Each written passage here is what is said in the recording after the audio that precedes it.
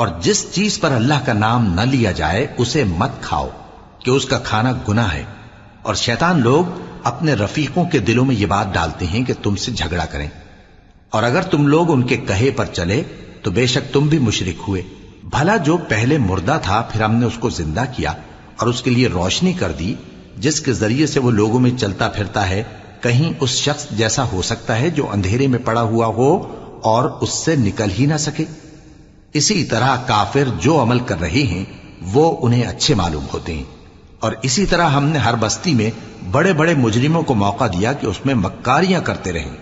اور جو مکاریاں یہ کرتے ہیں ان کا نقصان انہی کو ہے اور اس سے بے خبر ہیں۔ اور جب ان کے پاس کوئی آیت آتی ہے تو کہتے ہیں کہ جس طرح کی رسالت اللہ کے پیغمبروں کو ملی ہے جب تک اسی طرح کی رسالت ہم کو نہ ملے ہم ہرگز ایمان نہیں لائیں گے۔ اس کو اللہ ہی خوب جانتا